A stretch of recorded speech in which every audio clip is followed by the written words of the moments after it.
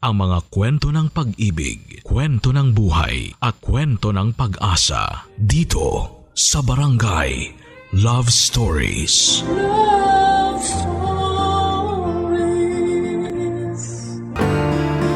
Malaking bahagi ng kung sino tayo ngayon ay ang mga naranasan natin noong bata pa tayo. Ang childhood natin ang panahon kung saan ay marami tayong unang natutunan sa buhay. Ikaw, kabarangay, ano ang pinaka naaalala mo noong kabataan mo?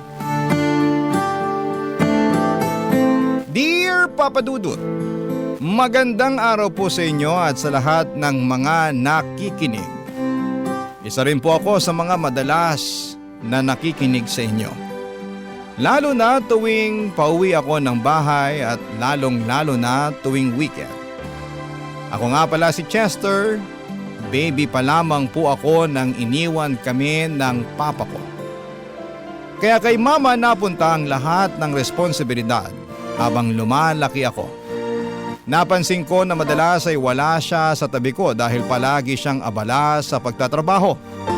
At dahil doon ay si Yaya Lani ang halos araw-araw kong naging kasama. Mabait siya at naging malapit kami sa isa't isa at sa maraming paraan. Siya ang tumayong kasama at sandalan ko habang lumalaki. Pero kahit na ganoon ay may mga pagkakataon pa rin na nasasaktan ako. Kahit mayaya ako, hinahanap ko pa rin ang oras, lambing at pagmamahal ng sarili kong ina. At habang tumatagal ay mas lalo akong nalito at nasaktan ng patirahin ni mama sa bahay namin ang anak ni Yaya Lani na si Joel. Sabi ni mama ay mas mabuti raw kung may isa pa akong kasama sa bahay. Sinubukan kong makisama kay Joel at intindihin ang sitwasyon, pero kahit na anong gawin ko ay hindi maalis-alis ang galit na nararamdaman ko. Kahit mahal ko si Yaya Lani ay hindi yun naging sapat para tuluyan kong tanggapin si Joel sa bahay namin. At hindi ko makakalimutan yung araw na parang gusto ko nang sumabog sa inis at sa galit ko.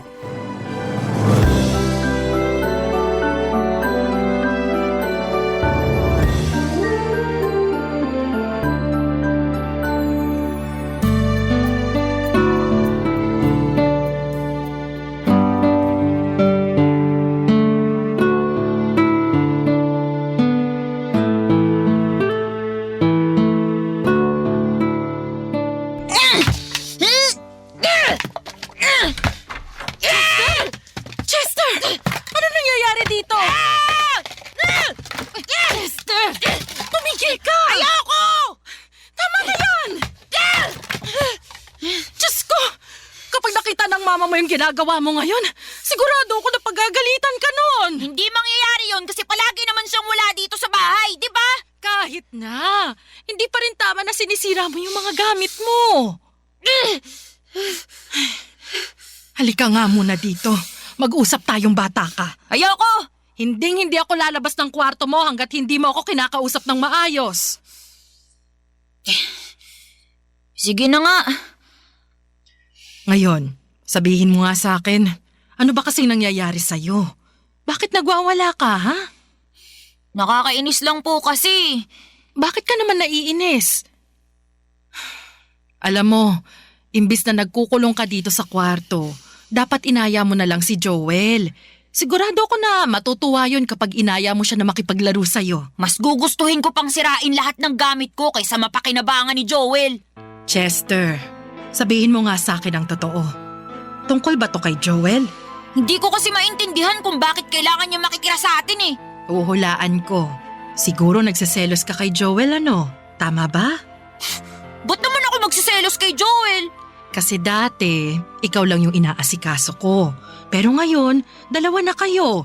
Kaya pakiramdam mo may kaagaw ka na sa atensyon ko. Yaya Lani, pwede bang ibalik nyo na lang siya sa probinsya nyo? Naaasar lang kasi ako tuwing nakikita ko siya eh. Paano ko ba ito ipapaliwanag sa'yo? Ang ano po? Chester, anak, Makinig ka sa akin ha. Ganito kasi yon. Ihiwalay na kami ng papa ni Joel, kaya wala nang ibang maaasahan si Joel kundi ako. At pareho din kaming umaasa sa tulong ng mama mo. Naiintindihan mo ba yun? Pero hanggang kailan po ba dito si Joel sa bahay? Alam mo, hindi mo naman kailangan magselos kay Joel eh. Bakit naman po? Kasi pareho ko naman kayong mahal. Totoo po ba yan? Ikaw talagang bata ka. Tinatanong pa ba yan? Ang tagal-tagal na kaya nating magkasama. Kaya parang tunay na anak na rin ang turing ko sa'yo. Alam mo naman yon, di ba? Pero iba pa rin talaga nung tayong dalawa lang dito sa bahay. Namimiss ko yung mga panahon na wala pa dito yung asungot na Joel na yan eh. Alam mo, kung hindi lang sana kami iniwan ng papa ni Joel, hindi naman namin tatanggapin yung alok ng mama mo na dito siya patirahin eh. Pero nangyari nang nangyari. Kaya, Chester anak, may isang pakiusap lang sana ako sa'yo, ha? Ano po yun? Alam kong mahirap para sa'yo to kasi hindi ka sanay na may kahati sa atensyon ko. Pero, pwede ba na hanggat maaari, wag mo nang pagsilosan si Joel? Mabait na bata naman siya eh. Kailangan mo lang talaga siyang bigyan ng pagkakataon para patunayan niya yun sa'yo. Sige po, susubukan ko. Sige, promise yan ha? Opo. Papa Dudut, siguro po ay marami ang magagalit sa mga ginawa ko noong bata pa ako. Pero hindi ko talaga mapigilan ang sarili ko noon. Yung pakiramdam na si Yaya Lani na nga lang ang nagbibigay sa akin ng atensyon at pagmamahal na kailangan ko, tapos biglang may kahati pa ako doon. Kaya lahat ng galit at asar ko ay naibuntun ko kay Joel. Hindi ko rin natupad ang pangako ko kay Yaya Lani na pakisamahan ng maayos si Joel. Kasi tuwing nagkakasalubong kami sa sala ay hindi ko siya pinapansin at agad-agad akong pumapasok sa kwarto para maglaro ng video games. Pero isang araw, may narinig akong balita na talagang kinagalit ko at ikinaselos ko pa. Narinig ko kay mama na pag-aaralin niya si Joel. At hindi ko makakalimutan yung araw na yon kasi binilhan pa ni mama si Joel ng bagong school supplies para sa darating na pasukan, Papa Dudut.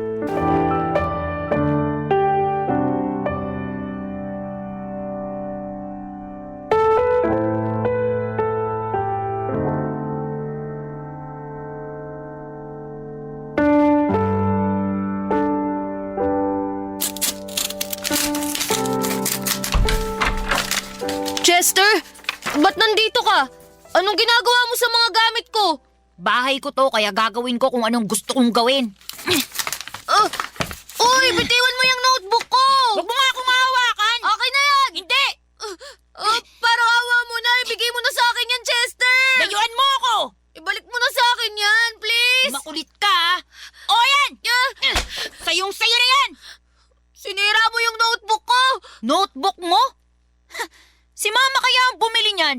Bigay nga lang sa'yo yan eh. Pero wala ka pa rin karapatan na manira ng gamit. Bakit? Pera mo bang ginamit mong pambili dyan? Hindi naman, di ba? Alam mo, Chester, hindi ko maintindihan kung bakit galit na galit ka sa akin eh.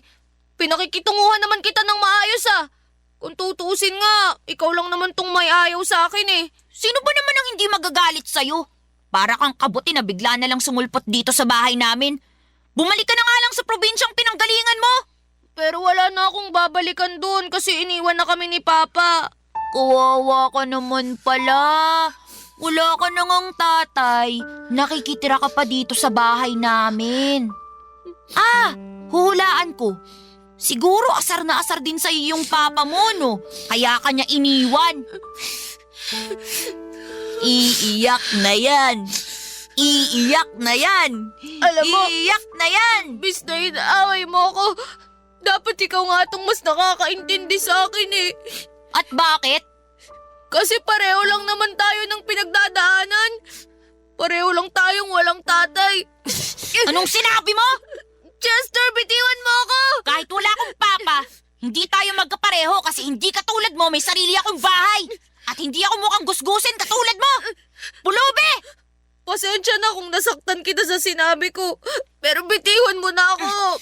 Parang awa mo na, nasasaktan na ako. Alam mo kung anong nababagay dito sa t-shirt mo? Anong gagawin mo? Eto! Aray! Chester, tama na! Nasasaktan ako! Dapat dito sinisira eh! Ayan! Sumusobra ka na! Bagay sa'yo yung suot mo, Joel! Mas lalo kang nagmukhang pulubi! Huwag mo akong pilitin na isumbong ka! Sige! Subukan mo lang talaga na magsumbong at pinapangako ko sa'yo na hindi lang yung notebook at t-shirt mo ang sisirain ko. Wala akong ginagawang masama sa'yo, Chester. Kung ayaw mong makipagbati, pabayaan mo na lang ako. Mag-iwasan na lang tayo. Hanggang nakikitira ka dito sa bahay namin, hindi kita patatahimikin. Alam mo kung bakit? Kasi masyado kang sipsip. Nagbabait-baitan ka pa.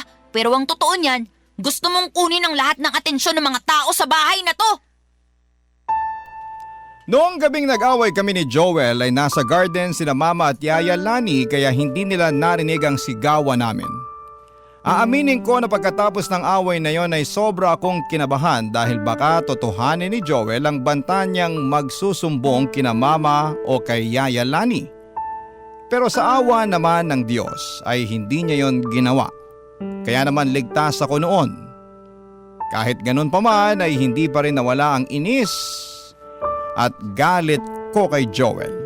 Habang tumatagal ay unti-unti ko siyang pinapahirapan. At may isang beses pa nga papadudot na tinapunan ko ng tubig ang kwarto niya.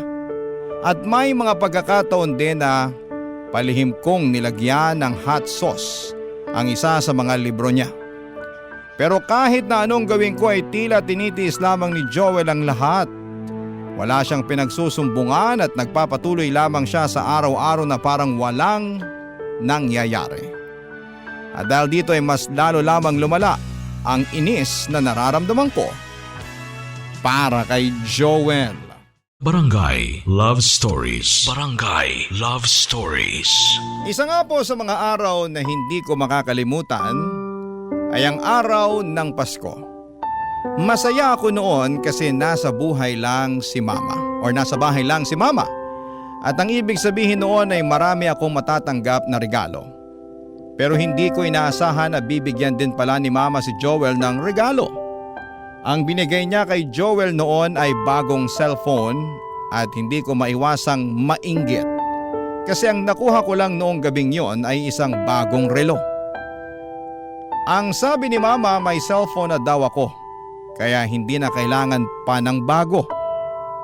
Galit na galit ako habang tinitignan si Joel na masayang ginagamit ang bagong cellphone niya. Hindi ko mapigilang maramdaman ang inggit at sama ng loob. Kaya isang araw habang nasa sala siya at gamit niya ang bago niyang cellphone ay minabuti kong lapitan siya.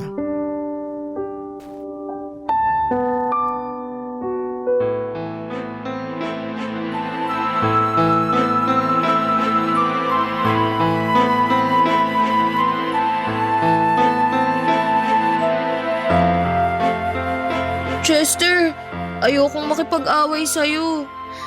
Galing mo, Joel. Mas bago pa yung binigay ni Mama na cellphone sa'yo kumpara sa ginagamit ko ngayon ah. Wala ka namang dahilan para magtampo eh. Kung tutuusin nga, maswerte ka pa rin kasi nakukuha mo lahat ng gusto mo. Tsaka isa pa, paminsan-minsan lang naman ako nakakatanggap ng ganyang klaseng regalo. Ano kayang magandang gawin sa cellphone na to? Bakit? Anong gagawin mo? Hulaan mo. Chester, akin na yung cellphone ko, please. Paano kung sabihin ko sa'yong ayoko? Hindi ako nakikipagbiruan sa'yo. Ibalik mo na sa akin yan. Magmakawa ka muna. Akin na yan. Akin na yan. Uy! Hala, sorry. Nahulog. Tingnan mo yung ginawa mo. Basag na yung screen. Eh di magpabili ka na lang ulit kay Mama. Total, mahilig ka namang magbida-bida, di ba? Chester! Joel! Ano nangyayari dito? Nag-aaway ba kayo? Ma! Yaya Lani. Hindi po. Naglalaro lang kami ni Joel. Joel, totoo ba yun? Um, Sandali lang. Ano nangyari dyan sa cellphone mo, ha? Ano kasi, nalaglag po yung cellphone sa bulsa ko habang naghahabulan kami ni Chester. Sorry po talaga, hindi ko naman po sinasadya eh. Joel naman, dapat kasi nag-iingat ka. Kabibili lang dyan sa cellphone mo, di ba? Sorry po talaga, Ma. Oh, paano ngayon yan? Wala pa naman akong pera dito para ipaayos yung cellphone mo. Huwag na po kayong magalit. Aksidente naman po yung nangyari. At isa pa, kahit basag na yung screen, gumagana pa naman po to. Pagtsatsagaan ko na lang muna. Chester, Po? wala ka bang kinalaman sa nangyari sa cellphone ni Joel? Uy, Yaya Lani, wala po. Ma, huwag po kayong magalit kay Chester. Wala po siyang kasalanan. Hindi bale. Ipapaayos na lang natin yan kapag natanggap ko yung sahod ko, ha? Sige po, Ma. O siya, maiwan ko na muna kayo rito. Magluluto pa ako. Sige po. Oh, anong tinitingin-tingin mo dyan, ha? Ano? Siguro gusto mo magpasalamat ako sa'yo dahil sa ginawa mo, no? Hindi sa ganun yun, Chester. Ang gusto ko lang magkaayos na tayo. Alam ko na. Siguro pinagtakpan mo ako para isipin ko na wala kang ginagawang masama. Pero wala naman talaga akong ginagawang masama. Kung si Mama at Yaya Lani nauuto mo, ibahin mo ako. Kasi kahit anong gawin mo, hindi ako maniniwala na wala kang binabalak na masama. Sa sobrang galit ko ay pinangako ko sa sarili ko na pahihirapan ko si Joel hanggang sa siya na mismo ang sumuko at kusang umalis ng bahay. Kaya isang araw habang nasa trabaho si Mama at nasa garden naman sina Joel at Yaya Lani na nagdidilig ng mga halaman ay naisipan kong pumasok sa kwarto nila. Doon ay tinitigan ko ang mga gamit niya habang nag-iisip kung ano ang pwede kong gawin para talagang pahirapan siya. Pagbukas ko ng cabinet ay nakita ko ang mga school uniform ni Joel.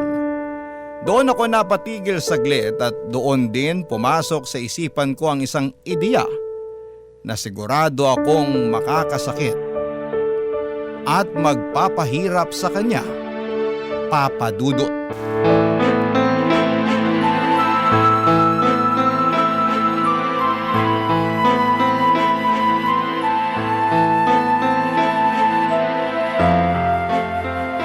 Itong nararapat sa'yo. Tignan na lang natin kung may masusuot ka pa. Chester? Chester! Ano yung ginagawa mo, ha? Yaya Lani, Diyos ko ka talagang bata ka! Anong ginawa mo? Ma! Anong nangyari dito? Chester! Bakit mo naman ginubit yung mga uniform ko? dapat lang sa'yo yan kasi masyado ka nang namimihasa eh. Joel, lumabas ka muna rito. Pero Ma... Sige na, ipagpatuloy mo na lang yung pagdidilig ng mga halaman dun sa labas. Sige po.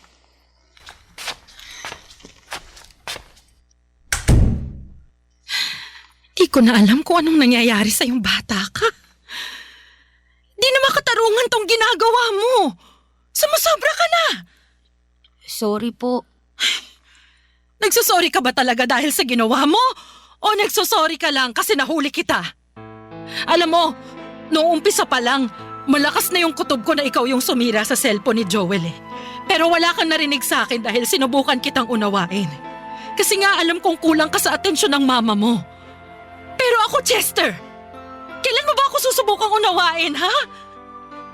Ang gusto ko lang naman, umalis na si Joel ng bahay. Di mo talaga ako nauunawaan. Kasi kung talagang naiintindihan mo ko, hindi mo to gagawin. Kailangan mong maintindihan na tuwing pinapahirapan mo si Joel, ako ang sinasaktan mo, Chester. Yaya Lani, sorry po talaga. Hindi na po mauulit, promise. Alam mo, ayaw ko sanang gawin to. Pero mukhang kailangan na talaga. Ano pong ibig niyong sabihin? Bukas na bukas, aalis na kami dito ni Joel. Po, Mas mabuti na yon kesa palagi kayong nagbabangayan ni Joel. At sa pag-alis ko, sana mahanap mo na ang pagmamahal at atensyon na hinihingi mo sa mama mo. Yaya Lani, ayoko pong umalis kayo. Dito lang po kayo. Pero hindi ko na kayang tiisin yung mga pinagagagawa mo kay Joel, Chester. Hindi na to pangangatwiran ng isang bata na nagseselos. Masyado ka nang kinain ng galit mo. At tanging mama mo lang ang makakapagpabago nun. Yaya, wag na po kayong umalis. Parang awa niyo na po. Buo na ang desisyon ko, Chester. Bukas na bukas magpapaalam na kami sa mama mo. Wag niyo pong gawin sa akin to. Kung hindi kami aalis ni Joel dito, baka kung ano pang magawa mo sa anak ko. Kaya, kahit masakit sa akin, kailangan kong gawin to para matigil na ang pang-aapi mo sa anak ko. Joel! Joel! Yaya Lani! Yaya, wag niyo naman gawin to. Ma? Magligpit ka na ng mga gamit mo. Ha? Bakit po? Aalis na tayo bukas. Saan naman po tayo pupunta? Ako nang bahala. Basta, ayusin mo na lang ang mga gamit mo. Sige po. Papadudot, hindi ko po lubos akalain na aabot sa puntong aalis si Yaya Lani. Nang nalaman ni Mama ang lahat ng mga ginawa ko ay mas lalo siyang nagalit sa akin at kinuha niya ang lahat ng gadgets ko bilang parusa. Masakit yon para sa akin noon, pero mas masakit pala ang sumunod na nangyari. Simula kasi noong umalis sina Yaya Lani at Joel ay sobrang tahimik na ng buhay na meron ako. Yung klaseng katahimikan na nakakabingi at mabigat sa pakiramdam. Doon ko unti-unting naramdaman ang pagsisisi sa lahat ng mga nagawa ko. At makalipas nga ang ilang linggo ay kumuha si Mama ng bagong kasambahay. Pero hindi kami naging kasing close, hindi katulad ng naging samahan namin ni Yaya Lani. At dahil doon ay mas lalo akong nanghinayang at paulit-ulit kong naisip na kung maibabalik ko lang ang panahon, hindi ko na uulitin ang mga nagawa kong mga pagkakamali. Papadudot. Barangay Love Stories. Barangay Love Stories. Pagkalipas ng ilang taon ay nakapagtapos na rin ako ng pag-aaral pero hanggang high school lang. Hindi na ako nakatungtong ng kolehiyo dahil gusto ko na lamang kaagad magtrabaho at kumita ng pera noon. Naniniwala din kasi ako dati na marami namang nagiging successful kahit na hindi nakapagtapos ng kolehiyo. Kaya naman nagpasya akong magtrabaho sa isang sikat na fast food restaurant. Noong una ay masaya pa ako dahil kumikita na ako ng sarili kong pera at pakiramdam ko ay may napapatunayan na ako sa sarili ko. Pero habang tumatagal ay unti-unti ko ring nare-realize kung gaano kahalaga ang edukasyon.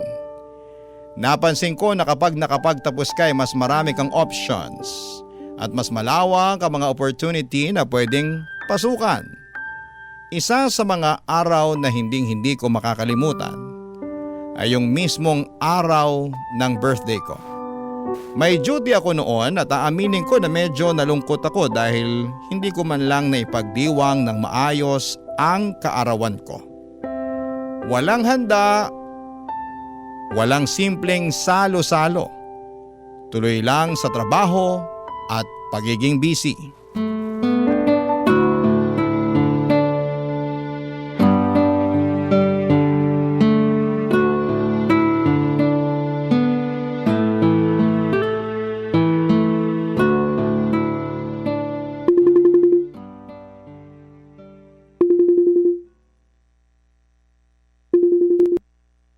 Yaya Lani? Chester, anak! Happy birthday! Thank you po. Kumusta na po kayo? Eto, ayos lang.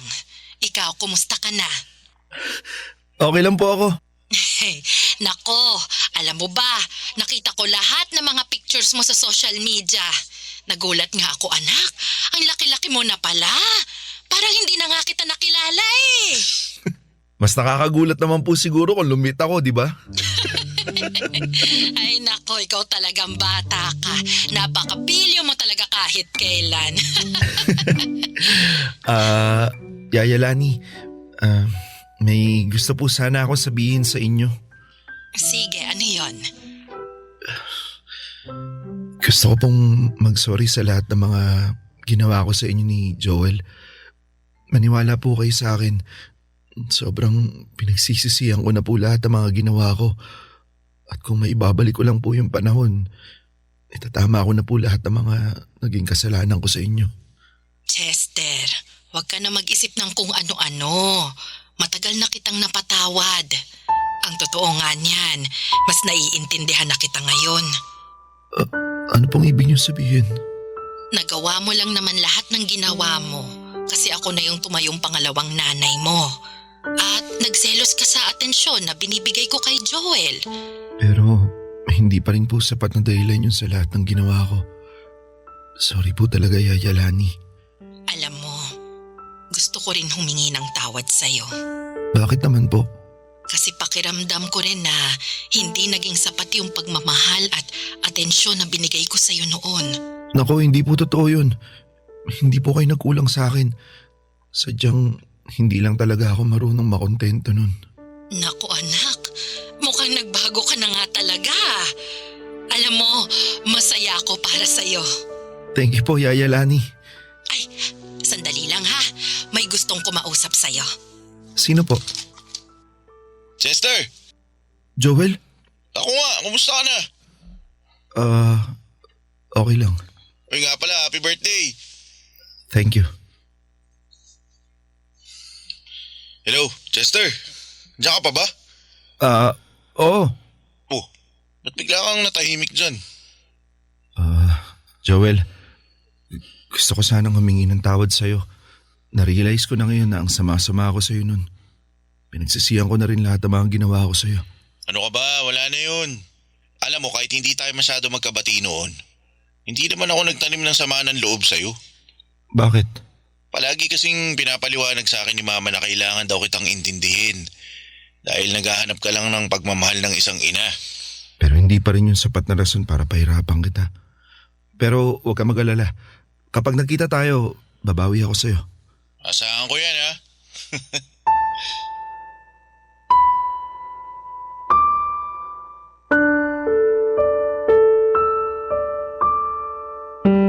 Papadudot mahaba pa ang naging kwentuhan namin ni Joel. At naiinggit ako nang malamang kong nakapagtapos na si Joel ng kolehiyo. Pero sa kabilang banda ay mas nangingibabaw pa rin ang saya ko para sa kanya. Dahil alam ko kung gaano karami ang pinagdaanan nila ni Yaya Lani sa buhay. Lalo na nung umalis sila sa bahay namin, kaya masasabi ko rin na talagang deserve ni Joel ang tagumpay na natatamasa niya. Naging inspirasyon talaga sa akin ang kwento niya at doon ko naisipan na kaya ko ring tapusin ang pag-aaral ko. Kaya noong nakapagdesisyon na ako ay pinili ko ang kursong IT at talagang nagpursige ako sa pag-aaral.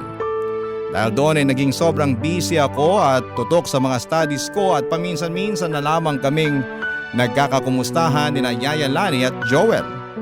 Lubos akong nagpapasalamat dahil naging supportive si Mama sa mga plano ko sa buhay. Pagkalipas nga ng 4 na taon ay nakapagtapos din ako ng pag-aaral at nakahanap ng mas maayos na trabaho. Pero isang araw ay nagulat ako nang makita kong humingi ng donations online si Joel.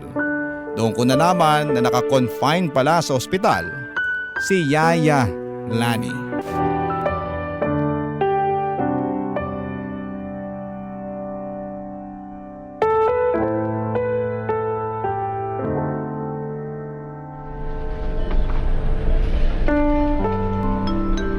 Paging Dr. Chu. Joel, Chester, kita rin tayo sa wakas. kamusta ka na? Ito, medyo nahihirapan pero wala akong hindi kakayanin para kay Mama. Ano ba kasing nangyari kay Yaya Lani? Nasabi ng doktor ha? May sakit daw sa puso si Mama. Alam mo, takot na takot ako noon kasi biglang nanghina si Mama eh. Akala ko nga talaga mawawala na siya. Kung hindi ka pa nanghingi ng donasyon sa social media, hindi ko pa malalaman na may ganitong sakit na pala si Yaya Lani. Ikaw naman kasi, bakit hindi mo man lang sinabi sa akin to ng mas maaga? Ayoko na kasi makakabala sa'yo, Chester eh. Tsaka nakakahiya din kung manghihingi ako ng tulong sa'yo. Sus, alam mo naman na parang nanay ko na rin yung si Yaya Lani, di ba? Oo, pero nakikita ko kasi sa social media na sobrang busy mo kaya ewan ko naman. Ano ka ba, kahit sobrang busy ko pa, maniwala ka sa akin. Hindi ako mauubusan ng oras para sa inyo ni Yaya Lani, ha? Salamat, Chester ha. Sus, dapat ako nga yung nagpapasalamat sa'yo. Ha? Bakit naman? Kasi sa kabila ng mga ginawa ko sa'yo noon, binigyan mo pa rin ako ng pangalawang pagkakataon. Chester, matagal na kitang napatawad. Wala na yun. Bros for life. Bros for life. Ay, gusto mo bang makita si Mama? Sige. Halika. Yan, pasok. Sige. Yaya Lani. Chester, anak. Ikaw na ba yan? Opo. Ang laki-laki mo na, ha? Kamusta na po ang pakiramdam niyo? Ano ba naman yan? Kung hindi pa ako nagkasakit, hindi pa tayo magkikita. Yaya Lani talaga, huwag na po kayo magtampo sa akin. Hindi ako nagtatampo sa'yo, anak. Ang totoo nga niyan. Sobrang saya ko dahil nagkita na rin tayo sa wakas. Pasensya ka na at kailangan mo akong makita ng ganito, ha? Yaya Lani, magpagaling na po kayo, ha? Po kayo magpapaka-stress kasi simula ngayon, tutulong na rin po ako sa mga gastusin niyo rito sa ospital. Ano? Oh, sandali lang, Chester. Seryoso ka ba? Anak, hindi mo kailangan gawin yan. Yaya Lani, alam ko na may nagawa ako na hindi maganda nun, pero ni minsan, hindi ko kayo kinalimutan. At parang pamilya na rin kasi yung tingin ko sa inyo, kaya hayaan nyo na po kung gawin ko to para sa inyo. Napakabait mo talagang bata ka. Nagbago ka na nga talaga. Chester, maraming salamat ha. Napakalaking tulong nito para sa amin ni Mama. Gipit din kasi ako sa pera ngayon eh. Kaya hindi na ako magdadalawang isip na tanggapin yung tulong mo. Joel, huwag kang mag-alala. Tutulong ako hanggat sa makakaya ko. Kahit ano para sa inyo ni Yaya Lani. Pati sa puntong to, parang kapatid na rin yung tingin ko sa'yo. Tumigil ka na nga, pinapayak mo lang ako eh. Ay, alam nyo, ito na yata ang pinakamasayang araw sa buong buhay ko. Hindi ko lubos akalain na makikita ko pa kayong dalawa na magkabati. Itong si Chester lang naman yung may problema sa akin noon eh. Hoy, talaga. Okay na naman tayo, di ba?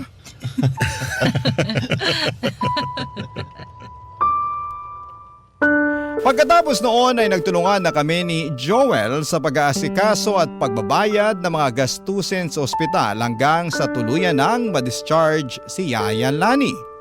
Hanggang ngayon ay patuloy pa rin siyang nagpapagaling at nagbibigay din ako ng regular na tulong kay Joel bilang ambag sa maintenance at sa mga pangangailangan ni Yaya Lani. Sa araw na yon ay tuluyan nang naghilom ang mga sugat na matagal kong daladala. At doon ko tunay na naramdaman kung gaano pala kagaan sa puso kapag binibigyan mo ang sarili mo ng pagkakataong itama ang mga maling nagawa mo.